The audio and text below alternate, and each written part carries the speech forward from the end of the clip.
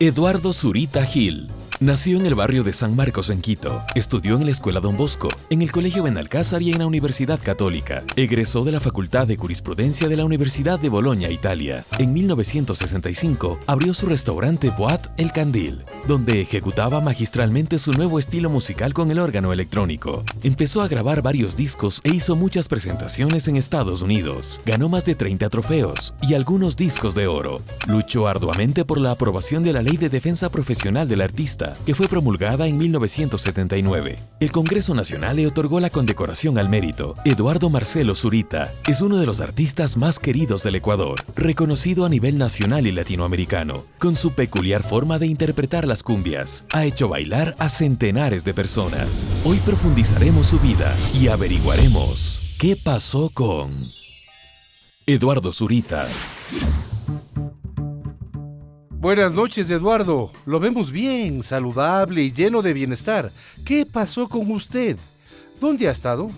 Tratando de mantener precisamente el buen ánimo para mantenernos de esta manera. Para mantenerse bien, ¿a qué está dedicado? Bueno, yo estoy retirado de las actividades que tenía hasta hace 4 o 5 años. Yo fui durante 10 años director nacional de mediación de la Defensoría del Pueblo. Tenía una oficina de mediación, la música, por supuesto, pero paulatinamente he ido dejando esas actividades. Ahora ya tengo todavía alguna que otra cosa relacionada con la mediación y administro el edificio donde yo vivo, que eso me entretiene y me tiene bastante ocupado. Yo egresé de la Facultad de Derecho de la Universidad Católica. ¿Ya? Pero nunca he ejercido de abogado, practicar la profesión como abogado. Y más bien, cuando descubrí el tema de la mediación, hace ya unos 18 años, me especialicé en la mediación. Dicen que los mejores mediadores son psicólogos, más bien. ¿No? Porque el mediador pues lo que trata es un poco de desentrañar la personalidad de los comparecientes y buscar sus afinidades para encontrar acuerdos, para encontrar soluciones. Entonces, hay que desarrollar esa habilidad. ¿Cómo se desenvuelve un día en la vida de Eduardo Zurita? Bueno, ahora con mucha tranquilidad, sin horarios, tratando de atender lo que puntualmente se presenta. Ahora ya la vida se vuelve un poco más pausada. Para mí el Internet resulta ser una magia al alcance de las manos que le permite volar por todo el planeta y fuera de él. Le da respuesta a una serie de inquietudes y de situaciones personales. En fin, tiene, claro, todo lo que se puede lograr, usted sabe, en el Internet. Me paso mucho tiempo en el Internet. La música no la he dejado de practicar permanentemente. ¿Desde qué edad luce esa chiva, que ya es icónica? ¿Por qué decidió adoptar ese look? Bueno, siempre me llamó la atención, ¿no? Y desde que tenía 15, 16 años, que me empezaron a salir los primeros brotes, se me ocurrió que sí, me gustaba el tenerla. Había un personaje en las tiras cómicas que se llamaba El Santo, y tenía, claro, la barbita, claro, tenía el candado completo, ¿no? Pero a mí no me salía bigotes, entonces solamente me dejé la chiva. Y durante mucho tiempo tuve solo la chiva. Y luego ya cuando ya se pobló lo suficiente, entonces empecé a dejarme el bigote y la chiva. ¿Está retirado de la música o un músico no muere nunca? El músico no muere mientras tiene hálitos de vida, pero estoy retirado de los escenarios. Sigo haciendo música todo el tiempo, pero ya no en el escenario. El año pasado decidí que ya había llegado a cumplir una etapa y decidí también retirarme, ¿no? 50 años de vida artística, sí. ¿Usted respiró música desde la cuna, Eduardo? Yo creo que sí, yo creo que desde el vientre de mi madre, porque a ella le gustaba mucho la música. Ella en las reuniones familiares, y yo recuerdo muchas veces estando sola le escuchaba tararear música, la música que en esa época se cultivaba, los pasillos, los tangos. Entonces yo sí creo que me desarrollé desde mis primeros años al margen de la música, y siempre tuvo que haber habido alguna predisposición. Mi madre me contaba que yo, antes de un año, era un poco gordito, y cuando empecé a intentar dar los primeros pasos, me caía con mucha facilidad.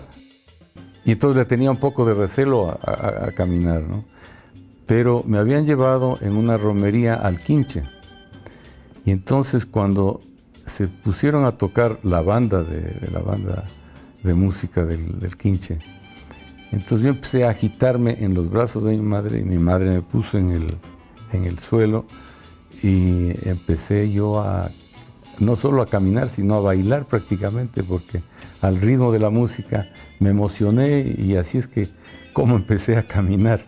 En realidad, a lo mejor empecé primero a bailar antes que a caminar, pero era porque había una predisposición natural a la música, ¿no? ¿Qué recuerdos le trae pensar en su madre?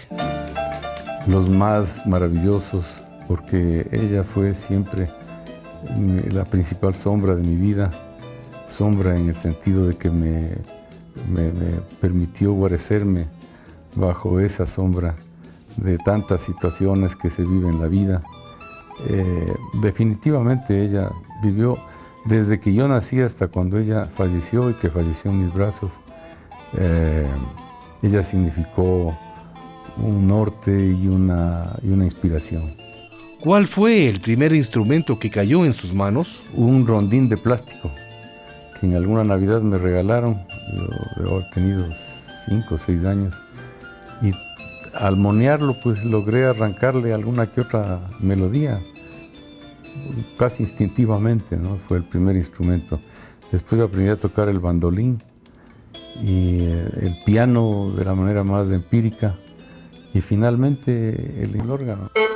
Es cierto que se encontró un órgano que estaba arrumado en Radio Municipal, donde usted, no sé si fue locutor o funcionario, y ahí comenzó a desplegar sus dedos. Intuyó que encontró el talismán, el socio que lo llevaría al éxito y al triunfo en la música. Mira, cualquier instrumento que caía en mis manos, yo siempre trataba de monearlo. En la escuela, ¿no? En los recreos a veces nos escapábamos a la capilla del colegio. Yo estuve con los salesianos en La Tola, y a tocar el melodio, ¿no? Eso me significó que me castigaron un par de veces, pero cualquier instrumento para mí era un imán. Entonces en la radio había este órgano que se llama core organ realmente, y entonces asimismo, a fuerza de monearlo y monearlo, lo terminé tocando, pero yo siempre pensé que iba a ser una actividad efímera, pero resulta que con el tiempo se convirtió en el eje de mi vida, ¿no? Y bueno, he ido haciendo mi vida en torno y a raíz de la música. ¿A los cuántos años se convirtió en músico profesional? A los 20, 21 años que comencé yo, primero haciendo programas de la televisión. En esa época era HCJB, el Canal 4, y en el Canal 6 también de Quito, ¿no? Teníamos un grupo de estudiantes que se llamaba Los Dangers, y entonces ahí empezamos a incursionar. Fuimos como una especie de embajada artística del municipio de Quito a las fiestas de la fruta en Ambato en el año 64, 65. Y luego me contrataron en un restaurante que estuvo inaugurado para las fiestas de Quito en el año 65, que se llamaba Las Ventas del Batán. Ahí comencé, posteriormente en un sitio que se llamaba el Jayalay, al lado del Cine Fénix, y luego puse el Candil a fines del año 66. De tal manera que esa es todo un poco la trayectoria inicial, ¿no? ¿Qué le llevó a montar su propio negocio, una White que fue un rincón maravilloso, romántico y el centro de distracción en Quito en esos años? El éxito que tenía en los lugares que había tocado hasta ese momento, ¿no? Tanto en las Ventas del Batán como en el Jayalay, eran llenos de todos los días, y entonces nos ocurrió que podíamos poner un lugar propio, ¿no? Ya volvemos para seguir hablando de esa boit llamada El Candil, donde usted, señora, usted, señor, bailó, vivió los mosaicos espectaculares de las manos mágicas en el teclado de Eduardo Zurita.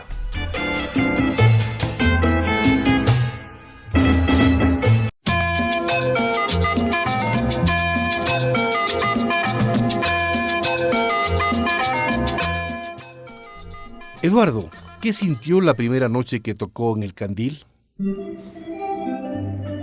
Bueno, debe haber sido, porque ya la verdad es que no puedo precisar los sentimientos, pero era todo lo que significa el abrir un lugar con la expectativa del público. No, esto fue un lleno completo, fue una buena preparación publicitaria. Y naturalmente siempre el compromiso de quedar bien con la gente, ¿no? Es decir, de no defraudar a las expectativas del público. Creo que ese era el principal desafío, ¿no? El hacer un lugar que venía a dar una respuesta a una aspiración de la gente para su entretenimiento en la vida nocturna, que era muy incipiente. Por ejemplo, los guayaquileños solían decir que en Quito, después de las 7 de la noche, se apaga la luz y la ciudad se vuelve una ciudad muerta, ¿no? Sí. Pero en realidad, a partir de la época del Candil, se abrieron cualquier cantidad de sitios en Quito, y la gente de Guayaquil y de otros lugares del país venían los fines de semana a farrear. Particularmente yo recuerdo en el Candil, venían los viernes, se iban los domingos, después de haber farreado a profundidad viernes y sábado. Es decir, Quito se convirtió en un escenario nacional nocturno. Ya no era la ciudad franciscana que cerraba las puertas y las luces después de las 7 de la noche. ¿Usted se considera un pionero de haber propiciado la diversión en Quito por las noches? Bueno, yo creo que el Candil fue una gran coyuntura. Pero no, yo pienso que siempre hubo lugares en Quito que tenían ganado una posición, un sitio.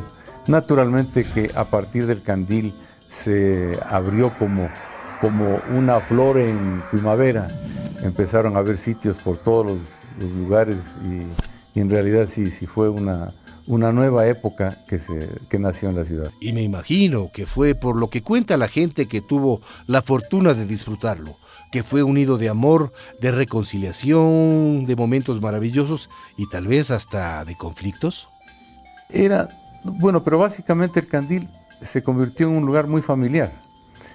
Era muy interesante ver cómo que una familia entera, desde los abuelos hasta los nietos, iban al Candil en una noche, todos en un solo grupo.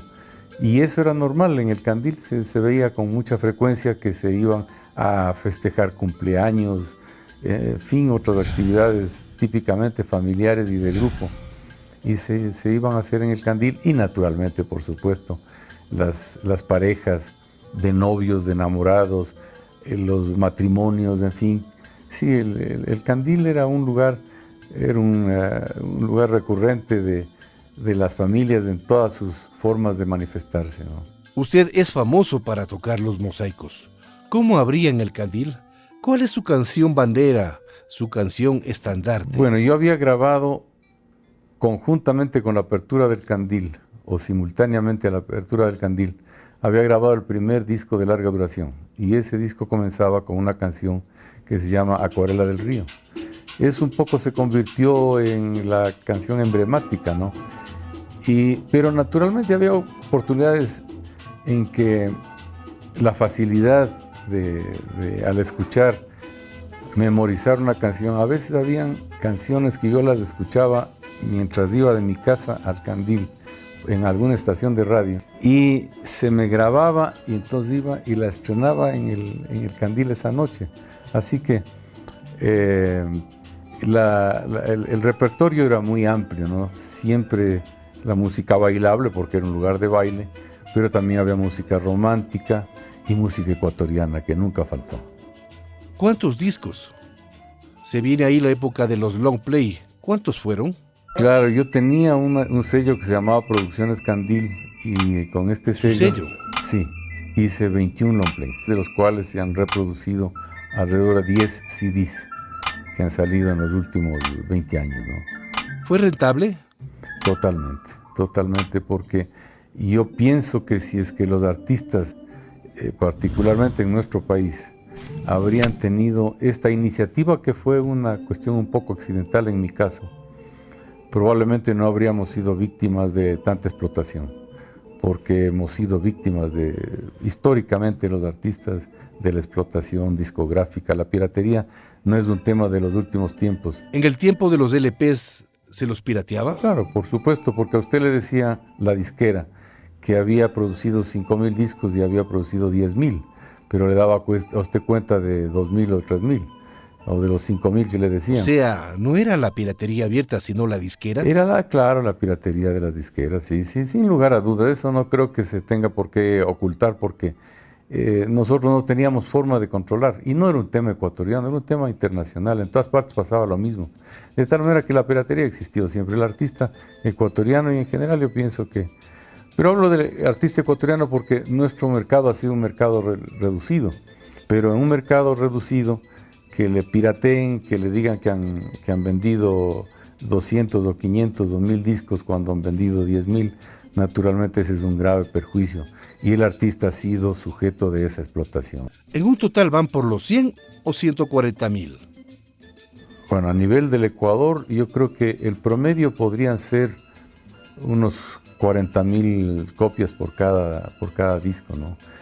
Quizás no de todos los 21 long plays, pero sí yo diría que de los primeros 6 o 7 long plays, sí, en verdad, sí hubo una producción de esa naturaleza. Y sin contar con lo que se ha vendido en el exterior, porque afuera se vendió muchos discos míos en los Estados Unidos, en Puerto Rico, en la República Dominicana.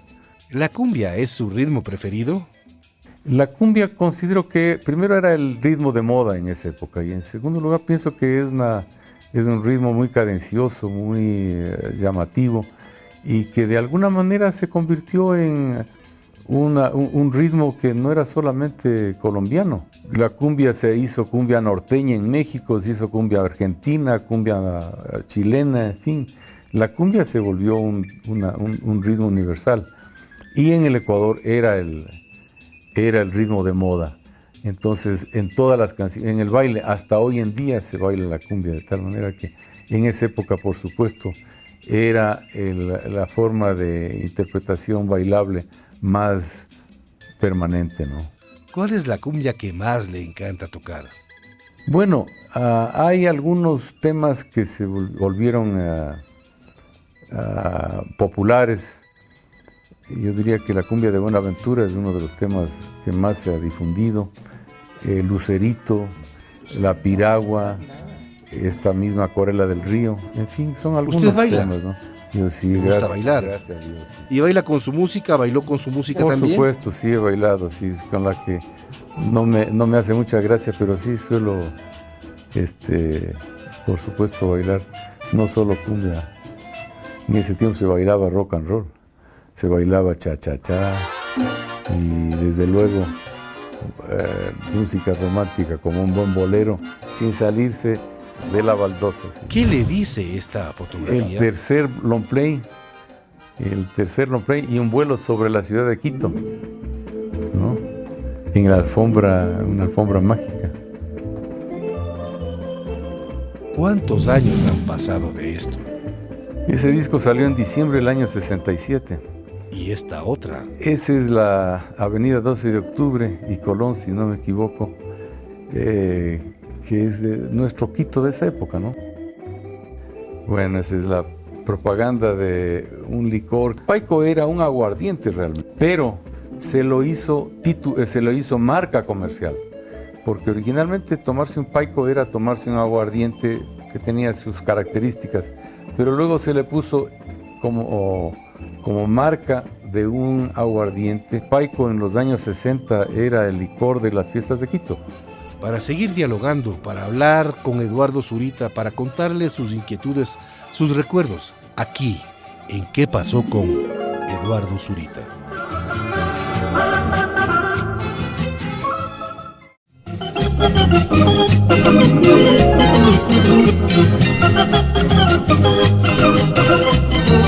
A usted, Eduardo, ¿qué lugar le pertenece haciendo un ranking aquí entre los músicos ecuatorianos?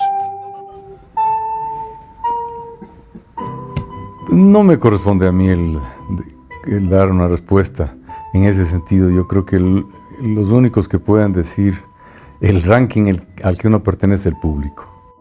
Son los únicos que en realidad pueden señalar y darle el lugar que le corresponde a cada persona. Si le pregunto 3 nombres, ¿a quién mencionaría? Bueno, yo a lo mejor como poco me identifico con la generación de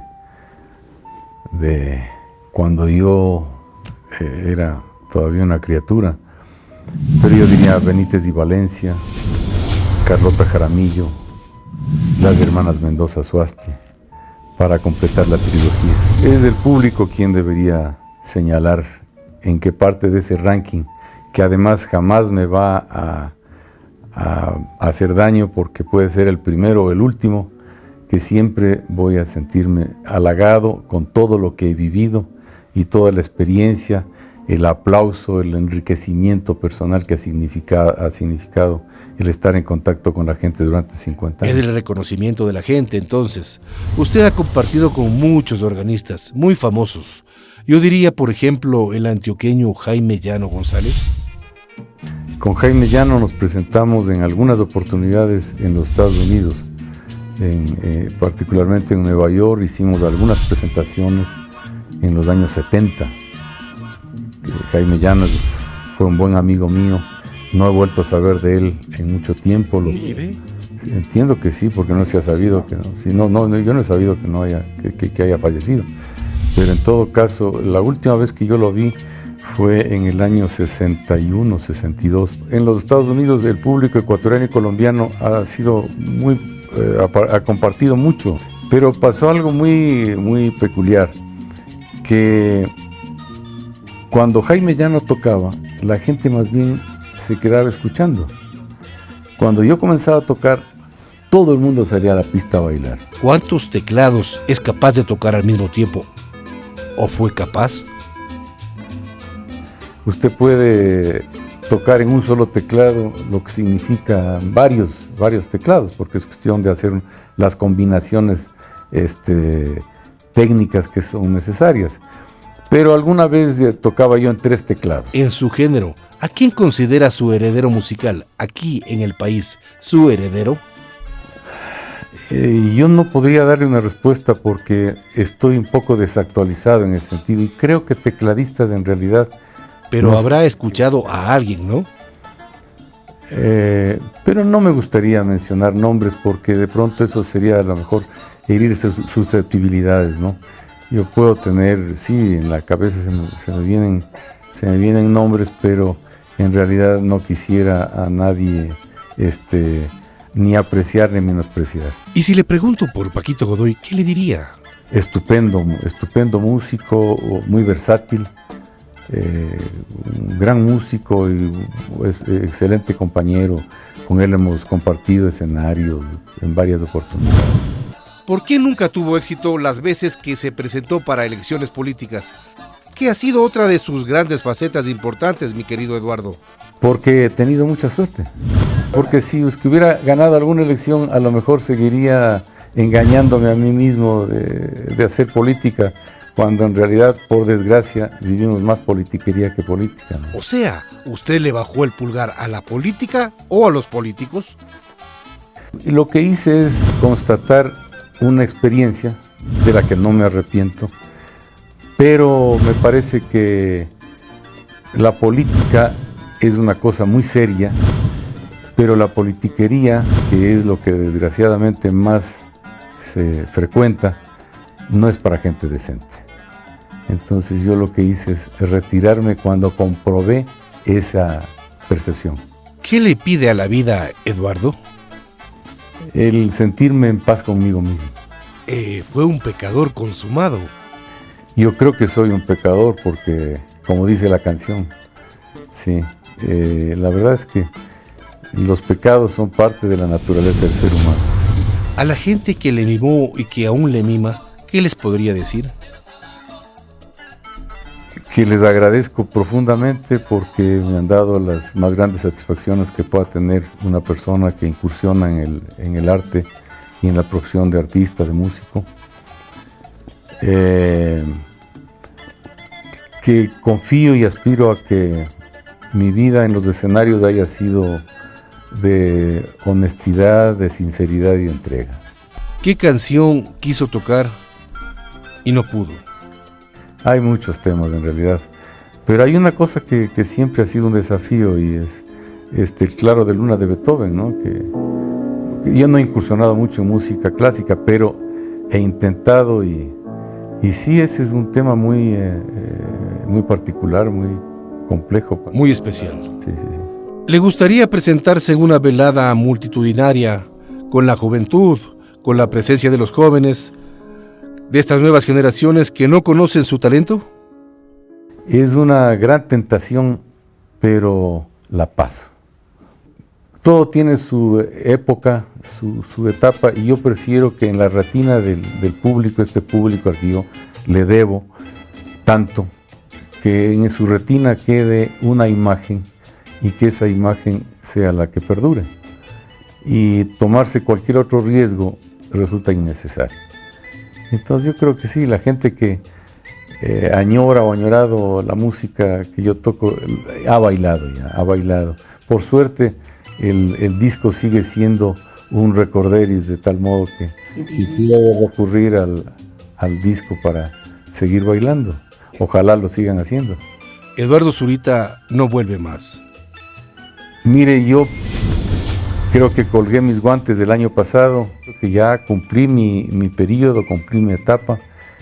No digas nunca, pero en todo caso esa es mi intención por el momento. Eduardo, ¿qué balance arroja su vida a los 71 años? La vida yo pienso que es una constante búsqueda, de tal manera que no creo que se pueda hacer el balance, sino cuando ya en realidad nos llega la hora de hacer. Usted sigue proyectando cosas, persiguiendo objetivos. ¿Cuál es el que está a la vista ahora? Bueno, yo no lo he mencionado en realidad porque creo que hay que seguir aquello que dice el Evangelio de que la mano izquierda no debe saber lo que hace la derecha. Pero yo tengo un comedor infantil. Actualmente atendemos a 45 niños y a 5 madres. Y eso ha centrado mucho de mi atención desde hace alrededor de 2 años que se instaló. Y creo que eso es una motivación muy importante en la vida, el tratar de retribuir algo de lo que se ha recibido a lo largo de la vida, ¿no? ¿Qué es la tercera edad para usted? Todavía no llego a la tercera. No ha llegado. Entonces no le podría dar. No le ha llegado. Bien. No. ¿En cuántos años está? Algunas décadas. Con su cuenta. Algunas décadas. Con mi cuenta. Por si 40, 30, yo estoy baja. En 50, con ese.